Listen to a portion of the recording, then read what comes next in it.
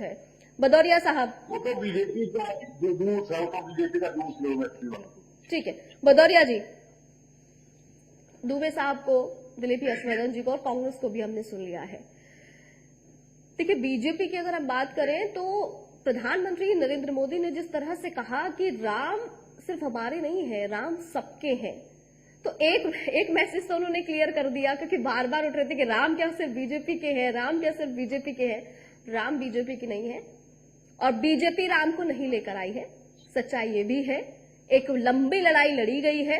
हाँ, सच्चाई ये है कि बीजेपी के कार्यकाल में बड़ा फैसला आ गया, तो क्रेडिट थोड़ा बहुत बीजेपी लेगी।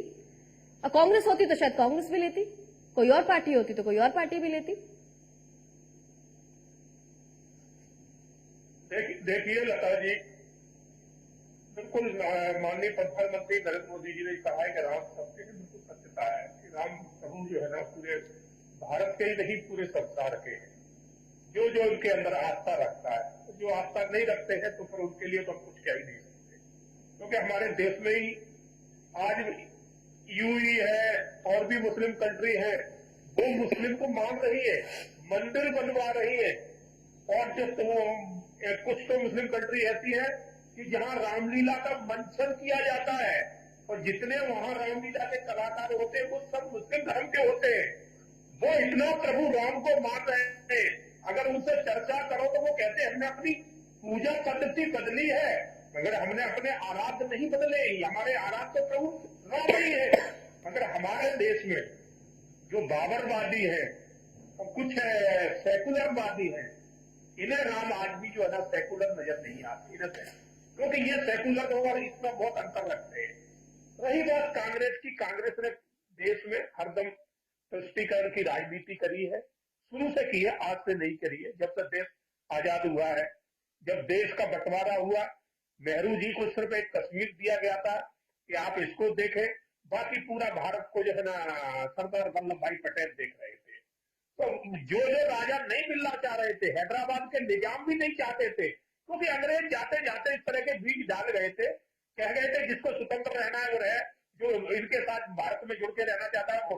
तो कुछ राजा नहीं चाहते थे कि हम इनके साथ आए, मगर सरदार वल्लभ भाई पटेल ने सभी राजाओं को पहले समझाया और उसके बाद कहा कि हम दूसरे तरीके भी जानते हैं।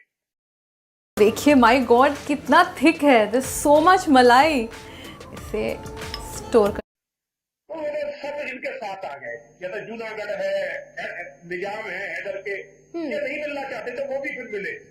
मगर कश्मीर अकेला नेहरू जी ने कहा ये मुझे छोड़, और वहीं पर आपने देखा कि क्या हालत उन्होंने कर दी।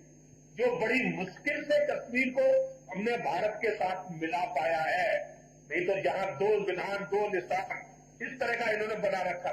तो इस देश को बर्बाद करने में कांग्रेस ने कभी कोई कसर नहीं छोड़ी है।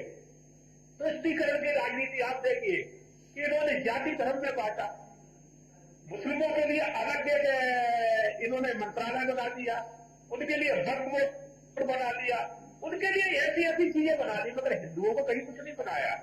तो ये मैं तो कभी तो मुझे ये भी डाउट होने लगता है कि अगर जो है ना नेहरू जी के पिताजी, उनके बाद अगर थोड़ा समय खर्च करके ढूंढा जाए तो मुझे कहने में कोई संकोच नहीं हो रहा है कि कहीं ये उसी धर्म से तो नहीं है।